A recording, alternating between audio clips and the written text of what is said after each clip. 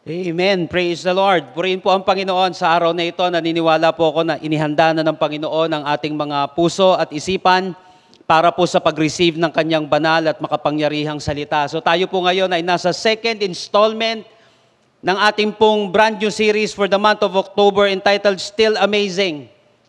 So dito po sinasabi natin that if God amazed you yesterday, God can still amaze you today. Nasabi natin, but wait, there's more. Hindi lang po natatapos ang lahat pagdating sa kaligtasan natin. Marami po pong mga surprises sa atin ng ating Panginoon.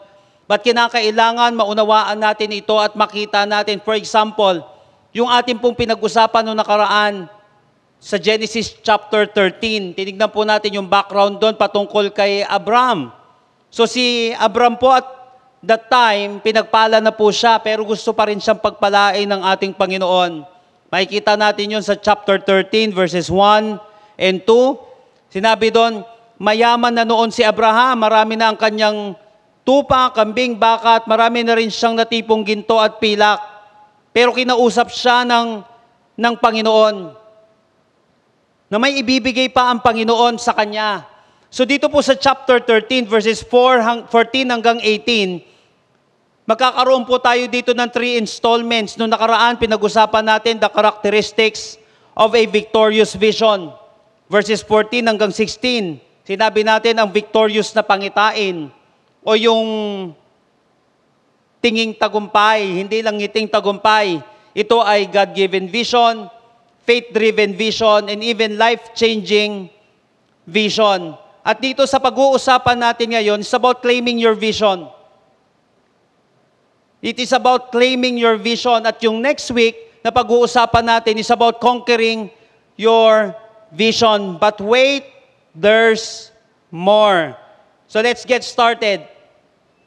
Alam niyo po, according to CNN, in 2012, millions of Americans are missing out $58 billion na unclaimed cash. $58 billion may unclaimed cash po sa Amerika. Ito pong unclaimed property comes from a variety of sources including abandoned bank accounts and stock holdings, unclaimed life insurance, payouts, and forgotten pension benefits. Biruin mo yon, yung sayo naman kaya lang hindi na pa sayo kasi hindi mo naman claim. At ito ay nagkakahalaga, 2012 pa po ito, mamaya may papakita po ako mas bago, 2024, $58 billion na nandoon lang, nakatambak lang, at darating ang panahon, hindi napapapa sa kanila because it is unclaimed. So dito ngayon ang tanong, paano ba ito makiklaim? So doon naman sa website na yon, pinakita naman kung paano nila ito i-claim. Ganun din sa atin. Kapag may mga pangitain na binigay sa atin ng Panginoon, it doesn't mean na nagkaroon ka ng vision, ay mapapasayo na agad yung bagay na yon. Kasi may kapamaraanan, paano mapapasa atin yung pangitain na yon na ibibigay ng Panginoon. Hindi porket nagkapangarap ka, mapapasayo na ang isang bagay. But the question is how to claim a God-given vision. Ito yung pag-uusapan natin ngayon. How to claim a God-given vision. Genesis chapter 13, verse 17. Noong nakaraan, pinag-usapan natin characteristics of a victorious vision. 14 hanggang 16. Dito naman sa verse 17, pag-uusapan natin how to claim your God-given vision. Paano ba natin i-claim ito? By the way, iba pa yung pagko-conquer nito. Pakikita ko po sa inyo bakit kinakailangan i-claim mo muna ito. Verse 17. Get up. Una, pinatingin lang sa kanya ng Panginoon. Di ba? Pinatingin sa kanya ng Panginoon, nagkaroon siya ng vision, pinalawak ng Panginoon yung vision niya, pinaunawa sa kanya ng Panginoon, ano itong gusto kong ibigay sa'yo. Verses 14 hanggang 16. So dito naman, ipapaklaim sa kanya ng Panginoon. Ba't anong ibig sabihin nito? Verse 17, get up, walk through all this land because I am now giving it to you. Get up, walk through all this land because I am now giving it to you. So join me in our message today entitled, Claim It Until You Make It. Claim it until you make it. Kagabi po, may nakita ako sa isang post na may kinalaman ito sa sales. Ito po yung statement. If you don't want someone else to have me, claim me as yours and show everyone who I belong to.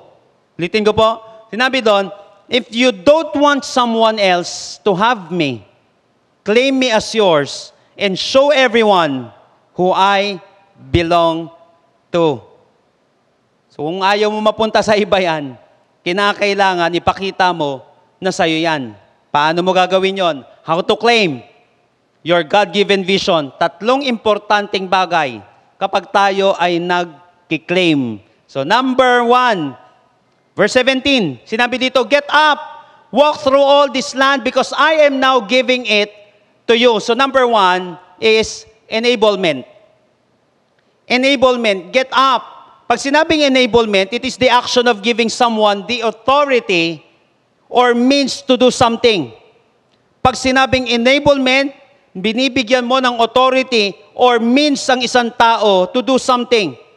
It is also the action of making a device system operational. Or ibig sabihin, ganito kasimple, ina-activate mo ang isang bagay. So therefore, pag sinabing enablement, para maklaim mo ang isang bagay, first, enablement means authorization. Authorization.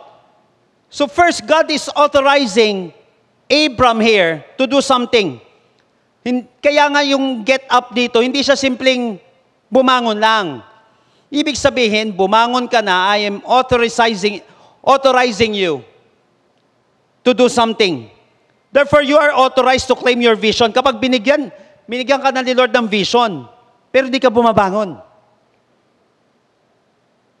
Tulog ka lang, o kaya nagising ka lang, iba yung nagising sa bumangon. So dito, binigyan na ng authority ni Lord si Abram. Kaya ibig sabihin dito ng get up, I am authorizing you to claim your vision. Second, enablement means activation.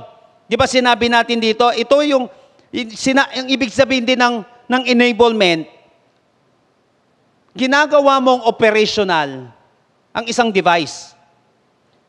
Ina-activate mo siya. Anong gagawin mo sa isang kabibili mong cellphone, hindi mo naman i-activate? Sa mga may bagong credit card, di ba i-activate mo siya? Hindi mo magagamit ang isang bagay na hindi mo siya ina-activate. So here, ang ibig sabihin dito ni Lord ng get up, it means enablement. He is authorizing you and He is activating you. So He wants you to become operational.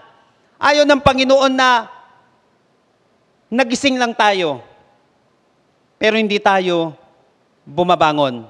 Why? Marami kasi ang nagkaroon ng dream, pero hindi bumangon. Ulitin ko, marami ang nagkaroon ng dream, pero hindi bumangon. Bakit? Makinig ka maigi dito. Mas madaling mangarap kaysa magpakahirap. Mas madali kasing mangarap, kaya hindi dito wake up yung sinabi. Hindi dito magising ka, gising na nga eh.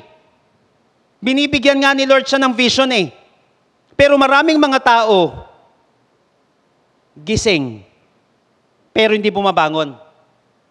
That's why we need enablement. Kasi mas madaling mangarap kaysa magpakahirap. Ang daming tao, ang dali-daling mangarap eh. Pero yung iba nga, ang dali ng mangarap, di pa ginagawa. Granted, meron ka ng pangarap. Ano susunod? Magpakahirap ka. Ibig sabihin, you have to get up. Kahit na minsan tinatamad ka, you have to get up. You have to show up. Kahit na minsan hindi maganda ang pakiramdam mo, you have to show up. Kahit na minsan wala ka sa mood. Walang pakialam yung bills mo pagdating sa mood mo. Walang pakialam yung mga bayarin natin pagdating sa mood natin. So whether maganda ang mood mo o pangit ang mood mo, you have to get up. That's why here, the Lord is enabling him. Get up. I'm giving you the authority. I am activating you. Get up. Huwag lang mangarap. Kinakailangan bumangon. Mahirap kasi yung puro panaginip lang. Why? Because dream without execution is a nightmare. Kapag nanaginip ka lang, ito yung panaginip na kung saan binabangungot, mapanganib to. Nakamamatay. Ang dream na walang execution, ang tawag doon, bangungot. Nightmare. So don't let your dream pull you from waking up. Di ba minsan, yung kapag nananaginip tayo, o kaya nangangarap lang tayo, nakahiga lang tayo, nakatulala lang tayo, but let your dream push you to wake up or to get up. Bangon. So how to claim your God-given vision? Get up. God is enabling you. He's activating and authorizing you to claim your vision. Get up. Gusto ng Panginoon maging operational tayo. Ulitin ko, walang pakialam. Yung mga bills, yung mga payments natin, hindi tayo hihintayin yan.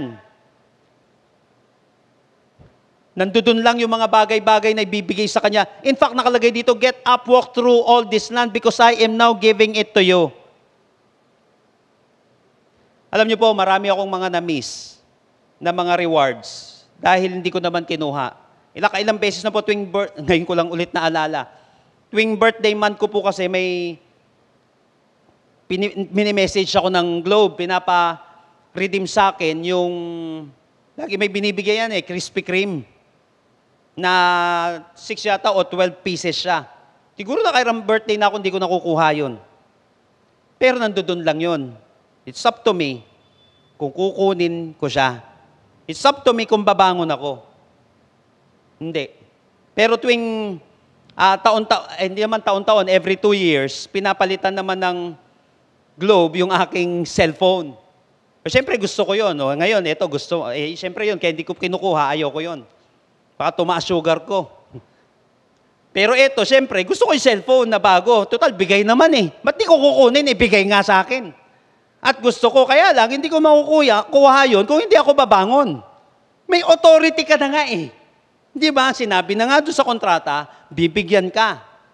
Get up, walk through all this land because I am now giving it to you. Napansin po natin yon. Kaya kinakailangan ng enablement. May authorization na. May activation na. Kaya ibig sabihin nito, get up. Kaya lang marami hindi bumabangon, mas madaling mangarap kaysa magpakahirap. So, kinakailangan natin ng enablement. Bangon. Number 2, sinabi dito, verse 17, get up. Ito maganda to. Walk through all this land because I am now giving it to you. Walk through all this land because I am now giving it to you. Number 2 is engagement. Number 1 is enablement. Minsan yung basic na lang babangon na lang. Kahit na sinabi ng boss mo na, sige, pumasok ka na. Tanggap ka na. Pag nagigising ka lang at tinatamad ka, hindi ka babangon, hindi mapapasayo yun kahit anong gawin mo. So, napaka-importante una nung enablement. Pangalawa, napaka-importante ng engagement. Walk through ang nakalagay dito. So, kinakailangan ng engagement. Ang ganda nito. Alam niyo po ba yung phrase na walk through all this land is a command from God to Abram. It carries the idea of moving about. Ibig sabihin nito, traversing, going back and forth, walk through or living in an area. Alam niyo po, may connotation itong phrase na ito of traversing the land. Ibig sabihin to survey it, to look it over. According to Dr. Thomas Constable, in his notes on Genesis, sinabi niya dito about dito sa verse 17 na ito, sinabi ng Old Testament scholar na ito, that God's encouragement to walk through the land suggested that Abram should claim the promise by treading the land under his feet. Pag sinabing walk through the land, i-tread mo yung land under your feet. Alam niyo po ba, in ancient Near East, victorious armies claimed defeated territory by marching through it. Halimbawa, napanalo mo na yung teritoryong yun. Ang gagawin nila dati, mamarchahan nila yun, babalik-balik. Ibig sabihin, amin na to. Amin na to. So the command, walk through the land here, is not simply a command to move from place to place, but rather a call to engagement with the land. Kinakailangan magkaroon ka ng engagement dito. Alam niyo po, nire-reflect nitong phrase na ito, yung larger biblical theme. Ano po yon? God typically calls His people to engage with this promise proactively. Kasi may promise ang Panginoon na kung saan kinakailangan kilusan natin.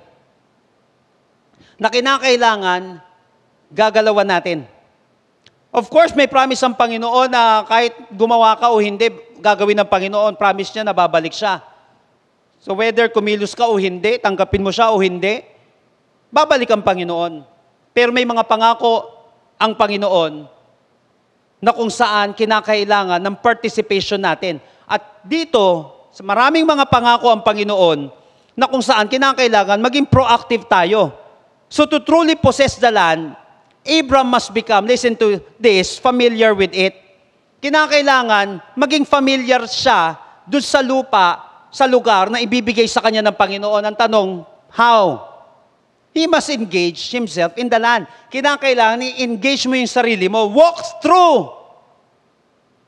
Hindi pwedeng, di ba una, yung pinag-usapan natin noong nakaraan, tingnan mo.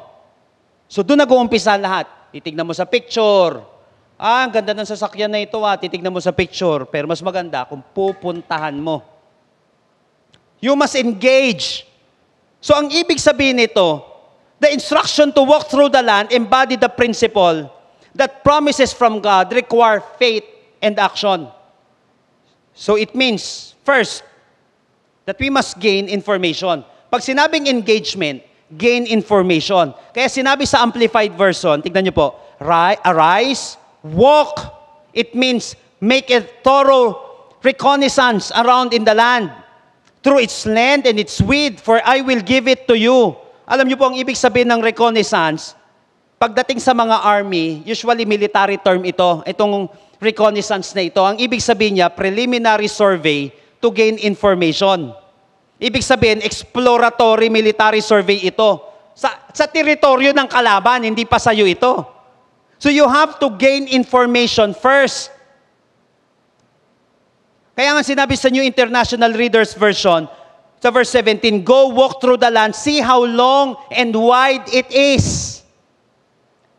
Di ba po, kapag bibili tayo ng gadget, isa sa unang titignan mo, yung specification. Yung specs sa gadget natin, titignan mo yung specs niya. Di ba? Sa mga bibili ng iPhone 16 dito, titignan mo yung specs niya. Sa mga bibili ng sasakyan, di ba? Tinitignan mo yung specs ng sasakyan. See how long and wide it is. Una sa picture mo lang nakita. Sa advertisement lang, mamaya may dating na sa'yo. Yung isang bagay, yung isang negosyo, yung isang damit. Pero mamaya, mas maganda, makita mo yung specs niya. See how long and wide. Ito yung sinasabing gain information. Biruin mo, okay lang mangarap, kaya lang baka mabigla ka. Kasi hindi mo ginawang pamilyar yung sarili mo dun sa pangarap na yon. You have to familiarize yourself. Nangarap ka ng negosyo, nangarap ka ng ministry, nangarap ka ng isang bagay. You have to engage yourself.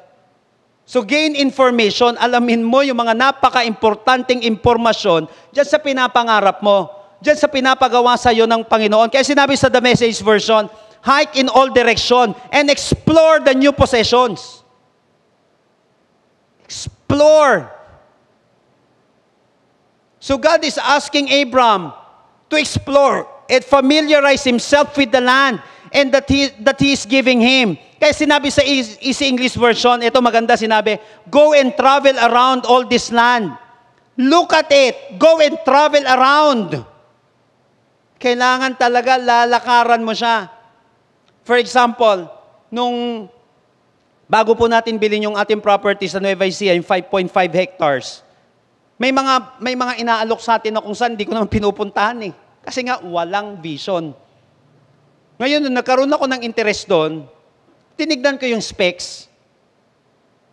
Kumusta ito? Ilan ito? Kumusta yung kalagayan dito? So yun, tinanong ko muna siya. Siyempre, ganun talaga. You have to gain information. And then, nung may dating na sa akin, pinuntahan ko siya. Pinuntahan natin siya kasama ng ibang mga leaders natin. So napaka-importante nun, travel around all this land. Di ba pag may gusto kang mangyari, tatayuan mo ng negosyo yung isang lugar, hindi titignan mo siyempre yung market mo doon. I-explore mo yung isang bagay. Ganun din sa cellphone mo, i-explore mo yon. So you have to gain information first. That's why this is more than manifesting. May pagka-manifesting ang dating nito, kaya lang ang manifesting kasi, more on passive kasi siya. Kaya nga, don't just think about it. Ang ibig sabihin kasi nun, you think about it over and over again. Ang sabi dito, walk through it. Not just think about it. Yung una, vision yon. Yes. Napaka-importante yung inuulit-ulit mo sa isip mo. Pero napaka-importante din na hindi lang siya iniisip. Importante rin nilalakaran. Don't just think about it over and over again. Walk through it. Go back and forth. Di ba, balikan mo siya. So become familiar with your vision. Maging familiar tayo. Pangalawa, ang ibig sabihin nito, ng engagement dito, yung walkthrough na ito, gain information. Second, listen to this, declaration. Napaka-powerful ng declaration. So this process would have been the equivalent of measuring the land. Pag sinabi dati na walk through the land, ang equivalent niyan ngayon ay measuring the land. Because in ancient times, taking the measure of something was a declaration of ownership. Kapag sinusukat mo ang isang bagay, ibig sabihin sa'yo na yon. For example, nung nabili na natin yung 5.5 hectares, ang ginawa natin, pinasurvey natin. Tapos sinukat na niya. Susukatin mo ang isang lupa, di naman sa'yo. Nagastusan mo ng 60,000 yung magpapasurvey ka, hindi naman sa'yo yon. So the mere fact na pinapasurvey mo na siya at pinapasukat mo na siya, ibig sabihin, gumagawa ka ng statement na akin na itong lupang ito. Na sa'yo na itong lupang ito. Napaka-importante ng declaration. So by declaring, you are making a statement that it's yours. Balik tayo dun sa verse. Walk through all this land because I am now giving it to you. Minsan po, may isang anak na kasama yung kanyang tatay na naglalakad sa kabundukan. Suddenly, nadapa po yung bata. Of course, nasaktan siya. Tapos napasigaw yung bata. Sabi ng bata, aray! And to his surprise, nakarinig siya ng boses na umuulit. At sabi dun sa bundok na yon, yung boses na narinig niya, aray, ray, ray, ray. Naku-curious ngayon yung bata. Nagtanong siya ng pasigaw. Sabi niya gano'n, sino ka? Nakatanggap siya ng ganitong sagot sa kanyang tanong. Sino ka? Ka. So naggalit ngayon yung bata sa sagot. Sabi niya, bastos to ah. Sinuka daw ako. Ginagaya-gaya lang ako. Sumigaw siya ngayon ng malakas. Sabi niya gano'n, duwag! Nakatanggap ulit siya ng sagot. Duwag! Wag! So ginawa niya, lumingon siya ngayon sa kanyang tatay. Nagtanong siya, Dad, ano to? What's going on? Ano nangyayari? Napangiti ngayon yung kanyang tatay. At sinabi nung anak na yon, my son, pay attention. Makinig kang maigi. Sumigaw yung tatay ngayon dun sa kabundukan. Sabi nung tatay, ang galing mo! So the voice answers, ang galing mo. Gumaganon. Minsan pa sumigaw yung tatay, you are a champion! Umulit ulit, you are a champion, yon. Namangha ngayon yung bata, pero hindi niya maunawaan kung ano ang nangyayari. Then the father explains. Sabi ng tatay niya, anak, people call this echo. Ang tawag dito ay echo. But really, this is life. Bakit? Ibabalik nito lahat ng sinabi mo at ginagawa mo. Ibabalik nito lahat, ganito ang buhay. Ibabalik nito ang lahat ng sinasabi mo at ginagawa mo. So our life is simply a reflection of our declarations. Because life will give you back everything you have given to it. So remember that life is not a coincidence. It is a reflection of you. Kaya nga sinabi ng mga experts that if you want to become successful, you must think and act like them. Yung mindset at lifestyle ng mga successful ay ibang-iba sa mindset at lifestyle ng mga unsuccessful na tao. Diba? Sinabi nga natin, yung mga unsuccessful na tao, nangangarap din yan. Problema, marami, hindi bumabangon. Di sila bumabangon. Ibang-iba yung lifestyle nila. So if you want to become a successful pastor, think and act like a successful pastor. If you want to become a successful leader, think and act like a successful leader. If you want to become a successful parent, think and act like a successful parent. Nung gusto ko na magbago bilang estudyante, simple lang. Hindi ko na ginawa yung ginagawa ko dati, pinipilit ko na gayahin yung mga masisipag kong kasama at matataas yung kanilang grado. Hindi ko man sila maabot, pero at least, nagagaya ko na sila.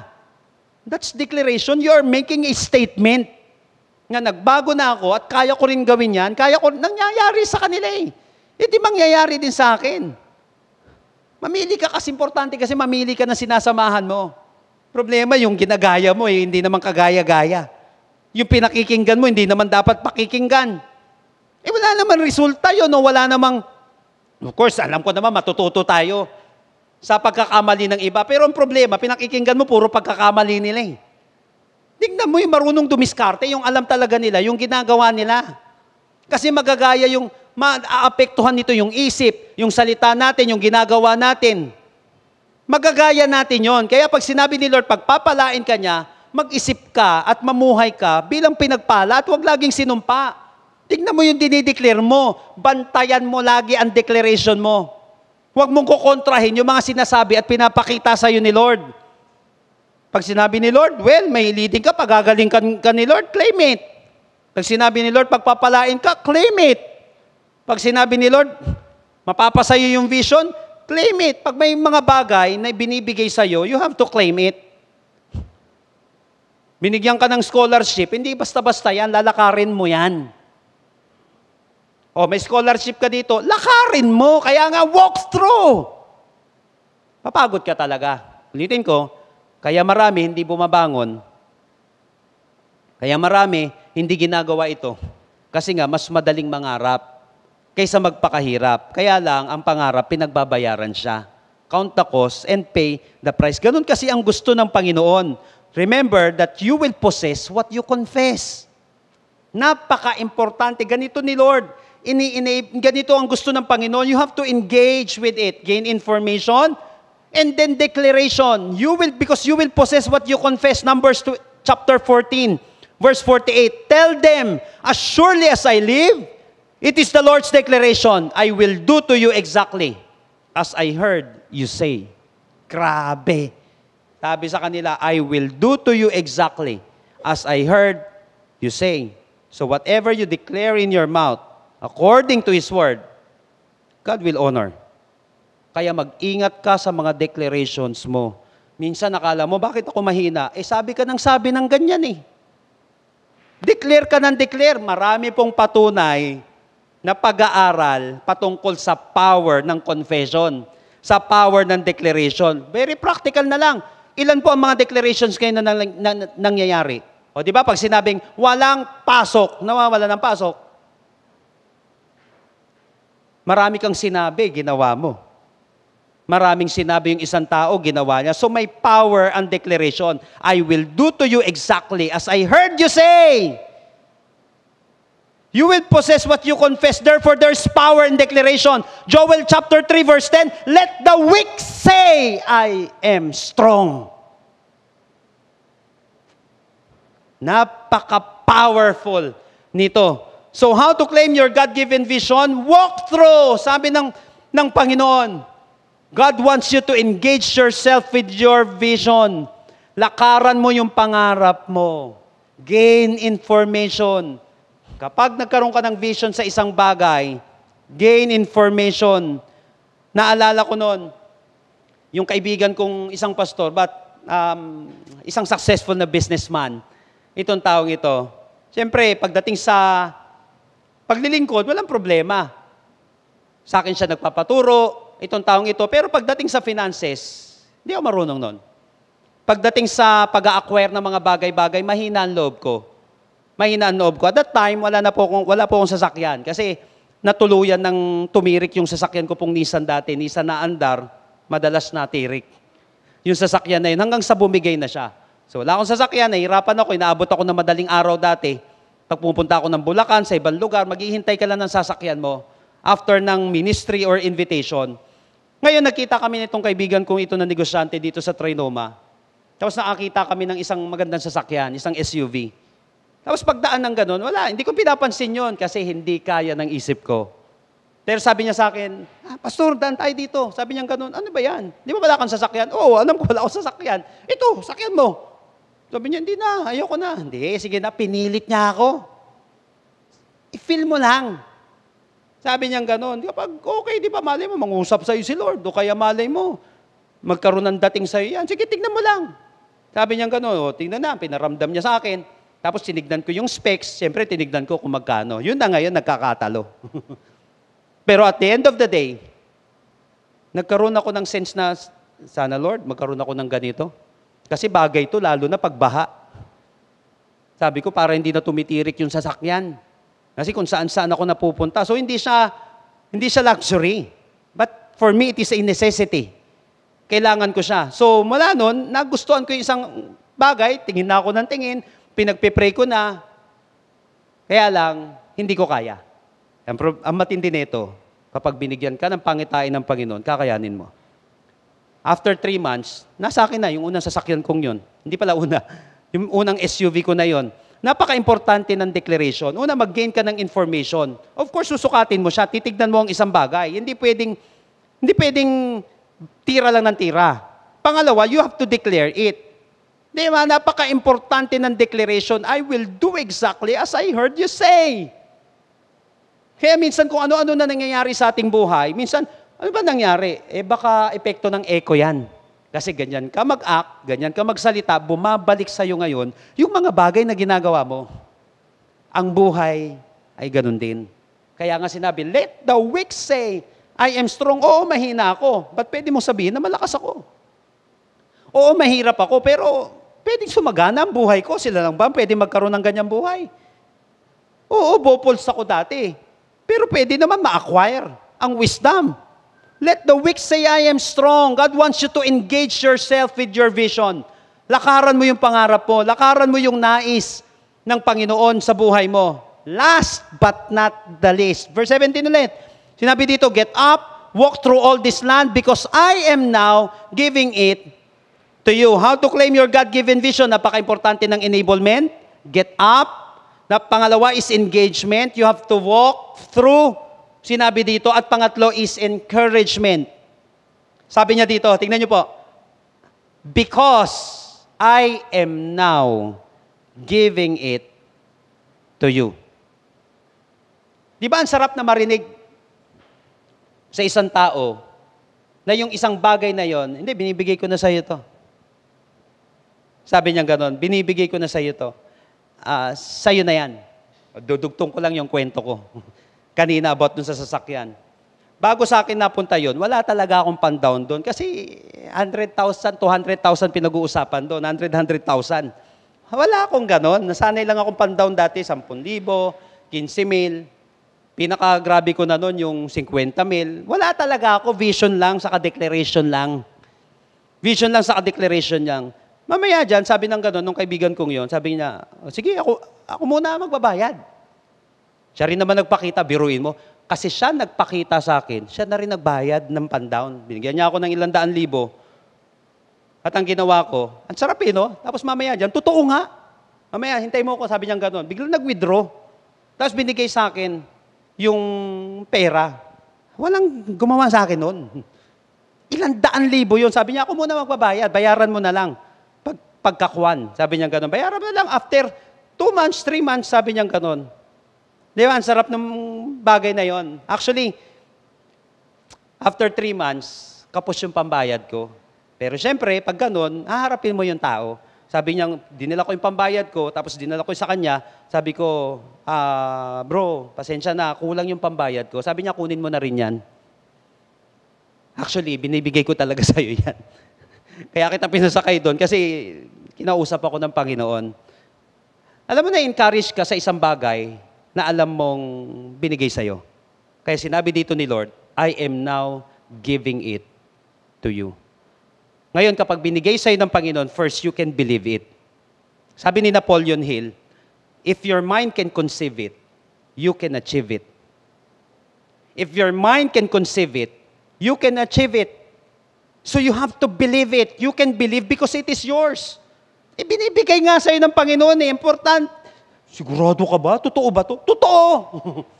Nakuha po natin, you can believe it. Matinding encouragement na ito. Pag sinabi ng Panginoon, believe it. Pangalawa, you can receive it. Kaya sinabi dito, so go, walk through the land, I now give it to you. Minsan sa'yo na nga ang isang bagay katulad ng kwento ko sa inyo. Kanina, yung tuwing birthday month ko, pinapakuha sa akin yung donut sa Krispy Kreme. Nakailang taon na ako nun, di ko kinukuha. Kasi nga, wala naman akong doon Ayaw ko nga siya matamis Kasi lagi ako nandoon dati. So, basta taon-taon, hindi ko siya nakukuha. Hindi siya mapapasa akin, kahit na sa'yo na, hindi mapapasayo ang isang bagay. Pero yung cellphone, binabalikan ko yun tuwing 2 years. Kinukuha ko siya. Bakit akin yun Nakuha, pero minsan, sa'yo na kaya lang, hindi mo kinukuha, hindi mo pinaniniwalaan ang isang bagay. Kasi hindi kaya ng isipan. Pero the mere fact na sinabi ng Panginoon, I am now giving it to you. Mas marunong ka pa ba kaysa kay Lord? Tama, hindi mo kaya. Pero kaya ni Lord gumawa ng paraan. Kayang gumawa ni Lord ng solusyon. I am now giving it to you. Kahit na hindi mo kaya, lagi mong isipin, binigay na nga ng Panginoon. Sino ba may-ari niyan? Di si Lord din naman. Sino ba may-ari ng mundo? Sino ba ang may-ari ng ginto at pilak? Di si Lord, so you can believe it and you can receive it. Alam niyo po ba, CNBC reported in February 2024 that about 1 in 7 Americans have an estimated 70 billion worth of unclaimed property. Noong 2012, dun sa introduction natin, ilang milyon pa lang ito, nasa 30 billion pa lang yung unclaimed. Ngayon pong 2024, isa daw sa 7 Americans have an estimated of 70 billion worth of unclaimed property being held by state treasurers according to National Association of Unclaimed Property Administration. Biruin mo, 70 billion, bakit hindi kiniklaim? They also reported that over 30 million people in the United States have unclaimed property that they have either forgotten about or never knew was theirs according to National Association of Unclaimed Property Administrators. Biruin mo, 70 billion hindi kiniklaim ng 30 million na taong ito. So marami pala na mga tao, may pera sana, may property sana, 30 million na tao dun sa bansang yun, hindi napapasa kanilang isang bagay kasi hindi nila kinukuha. Thank God. Pagdating sa pangako ni Lord sa buhay mo, you can believe it and you can receive it. How to claim your God-given vision? 3 importanteng bagay. Tandaan po natin maigi ito. Ulitin ko preliminary to. Kapag tapos ng vision, maliwanag na sa'yo na hindi siya fake na vision, o hindi siya vain na vision, pag malinaw na sa'yo, claim it. How? Enablement, ibig sabihin dito, get up, may authorization si Lord and activation, ibig sabihin, gusto ng Panginoon maging operational ka. Huwag ka nang gagaya sa iba na nangarap lang, pero ayaw magpakahirap. Yung nagising lang, pero hindi tumayo. Kahit natanggap ka na, hindi ka makakatanggap ng sahod. Bakit? Hindi ka kasi bumabangon. So God wants to enable you. Kaya sinabi dito ng Panginoon, get up. Show up. Pangalawa is engagement. Pag may pangako ang Panginoon, gusto niya mag-engage ka doon sa promise na yon. Una, sinabi natin, gain information. Tignan mo yung specs, di ba? Tignan mo yung sukat. Ibig sabihin, pangalawa is declaration. Pag sinusukat mo ang isang bagay, nagbibigay ka ng statement of ownership. So, napaka-importante ng dinedeclare natin. Bantayan mo ang mga declarations mo. And lastly is encouragement. Kaya sinabi dito ng Panginoon, I am now giving it to you. So, you can believe it and you can receive it. Nung una, nung pag-abot sa akin, nung pandown ko na hindi naman sa akin, sabi niya ganun, oh, ito na. Sabi niya ganun, sigurado ka? Parang ganun pa eh. At pag puro ko ganun, sigurado ka? Akin na to. Tapos hindi mo naman tatanggapin. Hindi ka ba naniniwala dun sa nagsasabing tao? Una, naniniwala ako. Bakit? Kasi alam ko, kaya niya yon. Because he is earning millions araw-araw. Alam ko kaya niya yun, pero minsan nahihiya ka eh. Minsan ang hiya, di rin maganda eh, no? Pag masyado ng, yung hiya minsan ng tao, parang kawalan ng pananampalataya. Pero dahil nga kilala ko siya, naniniwala ako, at tinanggap ko yung bagay na yon. Again, Genesis chapter 13, verse 17, get up, walk through all this land, because I am now giving it to you. Get up. Maybe some of you, this is the Lord's message today. Matagal na tayo nalugmok sa isang sitwasyon. Matagal na tayong nilumpo ng mga pangyayari sa buhay natin.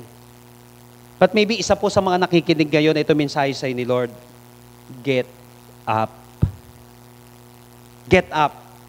Noong nakaraan, may mga leaders po kong kausap. Sabi niya, ano pong ginagawa ninyo kapag kayo nasasaktan? Sabi ko, di masaktan. Natural naman masaktan eh. Kaya lang sabi ko, I have to get up. I have to move on. Kasi wala naman magagawa. Yung pain na yan, of course, may lesson yan. Matututo ako sa isang pain. Pero sabi ko, babangon ako. Bakit? I know myself. And I know yung Diyos na tumawag sa akin. Kaya sabi ko, unang-una, para maka-move on ka sa isang bagay, you must have a sense of security. Huwag kang insecure. Natandaan ko noon, sabi ng isa kong kaibigan, isa may-ari siya ng malaking company. Kumakain kaming ganon, tapos may libro siyang sinulat. Tapos sabi niya sa akin, Pastor, alam nyo, kahit i-zero mo yung bank account ko ngayon, just give me 3 days to 1 week, magkakaroon ulit ako ng budget ng pera. Why? I know myself. Sabi niya ganon, alam ko, kilala ko tong negosyo ko. Alam ko kung paano ka hindi mananakaw to, kahit manakaw to, kaya ko magsimula ulit. Sabi niya ganon. Alam mo, pag sinabi ni Lord, get up, walk through all this land, because I am now giving it to you. Ang tanong ngayon, kilala mo ba si Lord na kaya niyang gawin yon? Kilala mo ba si Lord na kaya kanyang ibangon? Kilala mo ba ang Panginoon na kaya ka pa niyang pagpalain? Alam mo ba na kayang gawin sa iyo ng Panginoon yon? Tandaan, marami ang hindi nakabangon dahil akala nila wala na silang pagkakataon. Wala na silang pag-asa. Pero ang tanong ngayon, kilala mo ba si Lord? Kung kilala mo si Lord, you have to get up. Walk through all this land. Walk through it. Get up, walk through it. Because I am now giving it to you. Marami nang sinabi sa atin si Lord. Ang gagawin mo na lang, bumangon ka. Bumangon ka. So I want you to close your eyes right now. Ikaw at ang ating Panginoon, kung ikaw man itong taong ito na kung saan naranasan mong ma-disappoint, ma-discourage sa buhay, nilumpo ka ng isang sitwasyon, o kaya naman masyado ka naging kampante, na nangangarap na lang, pero parang ayaw mong magpakahirap. Sa totoo lang, madali naman magpakahirap kapag may assurance ka. Tandaan mo that your labor in the Lord is not in vain. Pag sinabi ng Panginoon, hindi masasayang yun. Ulitin ko, pag sinabi ng Panginoon, hindi masasayang yun, you have to get up. Pwede ka pang makabangon, pwede ka pang bumawi kung naniniwala ka kay Lord. So sa iyo ngayon, na kung saan nakaranas ka ng pagbagsak, o kaya hindi ka makabangon sa buhay, o kaya naging kampante ka na lang sa ganyang bagay, pero sinasabi mo, Lord, gusto ko pong makabangon. Dagdagan mo po, Lord, yung pananampalataya ko, paniniwala ko. Sa iyo na nasaktan, Sa'yo na kung saan nalugmok. Sa'yo na kung saan nakaranas ng na-paralyze ka ng isang sitwasyon. Parang tinatamad ka na o natatakot ka na humakbang. Nais kang bigyan ng Panginoon ng pagkakataon, bumangon. Lakaran yung nais ng Panginoon sa iyong buhay. Tandaan mo, kapatid, that if you're not dead, God's not done. And the best is still ahead. If you're this person right now, kapatid, na sinasabi mo, Lord, gusto ko po makabangon. Gusto ko magsimula, Panginoon, sa buhay na ito, mula sa pagkalugmok ng aking buhay. Maybe this is your first time, kapatid, na nais mong isuko yung buhay mo sa Panginoon, do it now. Kaya kang iligtas ng Panginoon. Kaya kang baguhin ng Panginoon. Kaya kang bigyan ng pagkakataon ng Panginoon. Mananalangin tayo ngayong oras na ito, but make it your personal prayer. And I believe that after this, your life will never be the same again. Tell it to Jesus right now, Lord Jesus, come into my life. I surrender my heart to you. I admit that I'm a sinner. But I believe that you are my Savior. Starting today, be the Lord of my life. Save me. In Jesus' name, amen. Kapatid, kung naniwala ka, tanggapin mo, kapatid, ang kaligtasan ng Panginoon. Kung ipinanalangin mo yan ng taus-pus sa puso, nagmumula sa puso mo, kapatid, naniwala ka, sinabi ng Panginoon, hindi tatakwil ng Panginoon ang mga taong lumalapit sa Kanya. Sa iyo ngayon na kung saan, maybe ikaw ay matagal ng mananampalataya, ba't dumating ang panahon na ikaw ay nalugmok sa isang sitwasyon, o kaya nasanay ka na sa ganyang kalagayan ng iyong buhay. Ito yung pagkakataon mo ngayon, kapatid, na muling bumangon. Ito yung pagkakataon mo ngayon na muling lumakad. Baka paikot-ikot ka na lang o nasanay ka na lang na nakahandusay sa sitwasyon na yan. Nais ng Panginoon na muli kang lumakad. Lakaran mo yung nais mo sa Kanya. Ang dami pang nais ng Panginoon sa buhay mo, but wait, there's more! May nais pa ang Panginoon sa buhay mo na gawin. May nais pang ibigay sa iyong Panginoon. God has a lot of surprises in your life. Huwag mong ilugmok yung sarili mo, kapatid, sa pangyayaring yan.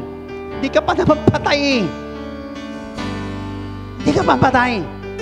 Just come to Jesus right now. Ask God for your help. Humingi ka ng kalakasan na nagmumula sa Panginoon. Ngayong oras na ito, kapatid, manalangin ka, kausapin mo ang Panginoon. Mag-declare ka ng isang bagay na muli kang babangon. Aasa sa ating Panginoon. Just talk to Jesus. I will give you 30 seconds right now. Hanggang 1 minute, kapatid. Just talk to God.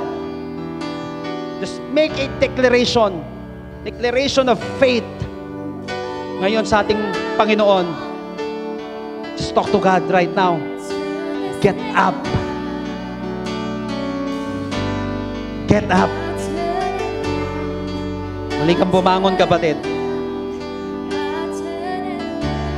Dear Holy Spirit,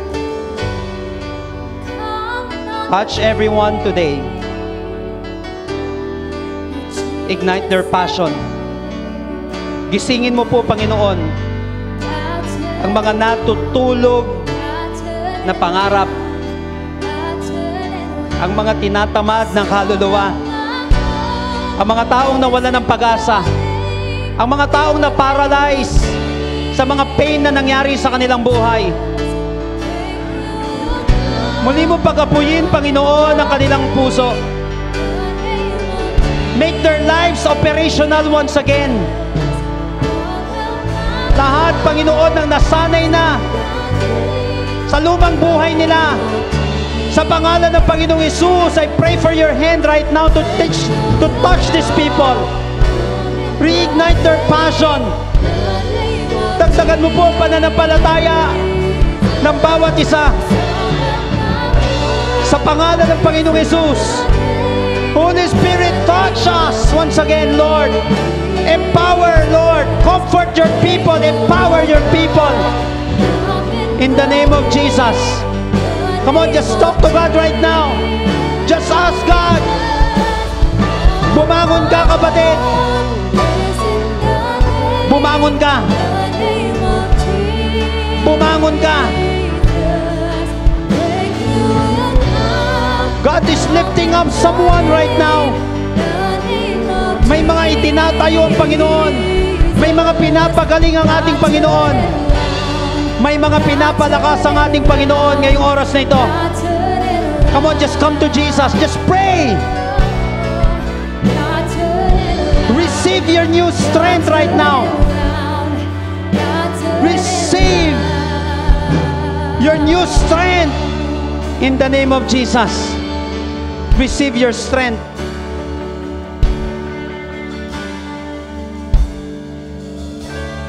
For all of you right now who are sick and tired of their situation, eh sinasabi mo, Lord, muli akong babangon, Panginoon, sa pangyayaring ito. The Lord is giving you vision right now. It is a life-changing vision. Kayang baguhin ni Lord ang buhay mo at pamumuhay mo.